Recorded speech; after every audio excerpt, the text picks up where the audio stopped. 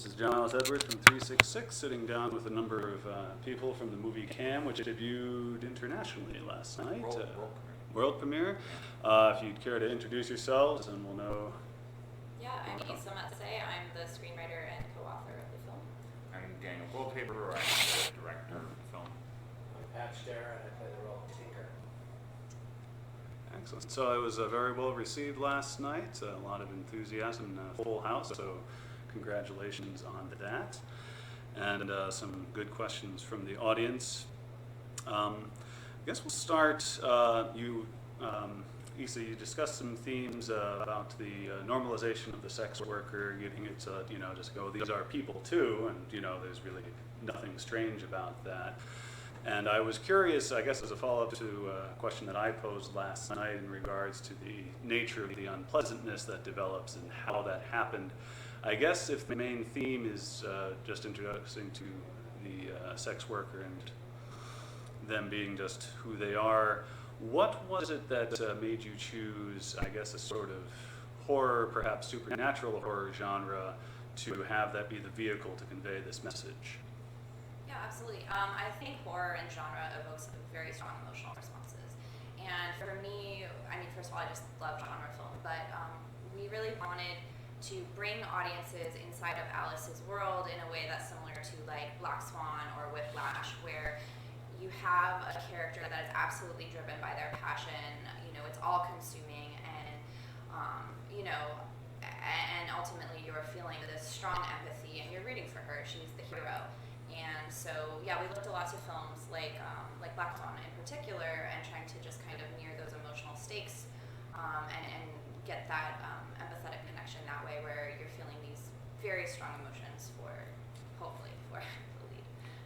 And I also think that, when we're thinking about what the horror of the movie is, it's a loss of control over your body. And it's Alice's loss of control over her body and her identity and her creativity and her art. And I think that one of the things that was really important to us is that there's an assumption then that she's in control at the beginning of the movie. And I think that we rarely see representations of sex work where the assumption is that as a sex worker, they are in control and that they are empowered professionals. And so I think that to then take that control and that agency away from her and for that to be really scary, I think is not only like really reflective of struggles with identity that sex workers have, but it's also just kind of a natural way to get an audience to empathize with that character, because as Issa was saying, genre is really emotionally powerful. Very good. And you, the actor here with us today, how did you get attached to this project? Well, my agent sent me the script. I read it. I thought it was really, really cool, and I sent in a tape, and then they called and said, "Hey, do you want to come out to LA and make the movie?" Yeah, it was actually, as those things go, it was pretty easy. So your agent actually sent you a script? Yeah, I know. Okay, yeah. I know. I didn't realize you had run into that issue. Mostly with only the lead. Yeah. It was just with I the would lead. think. And yeah, to be fair, the demands of that role, people have different attitudes about how much they want to show of their bodies and stuff like that. I don't have that problem. As we saw, yeah. No, you were great. Yeah, I'm glad. If I were to have a random actor, I'm glad it was someone like you, because you sort of are kind of a bridge between your character is a bridge between the cam world and the real world. Yeah. The cam girls are in their cam girl clubhouse or whatever you called Yeah. it, and so they're seem to be sort of on all the time. And whereas you, obviously, representing someone who is very much stuck in real life, and I would presume envious of the, Yeah, and he wants to get in that girl clubhouse. So there's, I sort of feel like we both, that's interesting. You say I'm stuck in reality, because in a way, I feel like part of that character's story is that he's yanked into harsh reality, that he's been living in the fantasy of the cam world so much. You see that he's like the number one friend of all the different girls, that she kind of pulls him out and says, this is what this Mhm. is what it's really like. That's great. I saw a date flicker on the screen. I think when Lola was doing a search for the dead girl, or possibly dead girl, and it was like 2013, 2014. How long did this movie take to screen, or is it just set a few years back?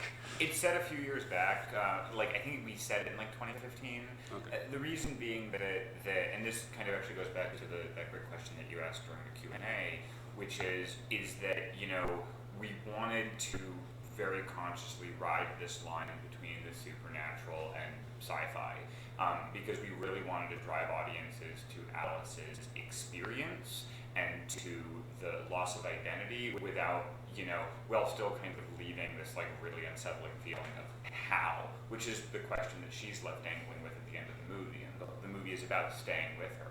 And so ultimately, one of the ways that we did that was by really mixing up the design. Design of the website is like very Web 1.0.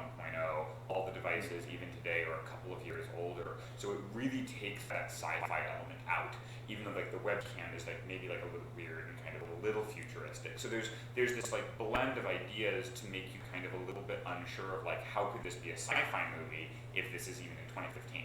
We're really saying like this is something a little bit different, and it's also just creepy because it doesn't give you any kind of aesthetic things to latch on to. Yeah, I like actually one of the directions I thought it might have been going before the climax clarified and less clarified some other things was I felt that it was almost necessary that the reality was going to change after you see her. You don't actually see her pass out while on the device that you wrote about, but she wakes up the next morning having endured this thing that she's actually gotten a whole lot of kind of creepy warnings about from her peers. And when she gets up and the things start happening, and then she starts going into the research, the thought crossed my mind, oh, is she now actually dead? And because, in context of, was it Baby, or I think it was Baby, it was the cam name of the young woman that turned out to have died recently. And so I thought that was an interesting sort of red herring that you threw in there to sort of, broaden the possibilities, I guess. Was that a sort of conscious decision? Did you write the story then, and was that to perhaps leave an avenue open, or was that sleight of hand from the get-go? We really wanted to keep the ambiguity going, and we did want to open as many doors as possible for the audience to kind of go on that ride and think all the different variations of what could be possibly going on. It was really important to us to root it in the real world, though, which is why, a lot of the consequences of Lola showing up are actually very realistic. Oh, her family finds out, oh, someone graffitis her house. All of those things that happen feel really real and are very rooted in the real world. And so we wanted to kind of, juxtapose that with these little teasers of like, well, is it real or not, Issa is like a genre film expert and a horror structure film expert. There's something that she did in the script that I think is so smart is that, there's kind of this stalking red herring at the beginning of the movie. You think, oh, is this going to be a stalker movie? And then you're like, oh, is this going to be, some sort of she's losing her mind movie? And I think it's a really smart way of layering on the kind of questions the audience is asking, and it just it makes the film that much more engaging that you're actually trying to figure out what kind of genre movie it is for the first 3/4 of it. And I think that's really impressive screenwriting. Yeah, it teases out those cliches and then says, totally different. Right. In regards to reaching a new audience, I know this is the international premiere. What plans do you have for taking this onto the road? Do you have things lined up, or? I don't think anything that we can talk about yet, but yes. Nothing that's public. But we have some other festivals lined up.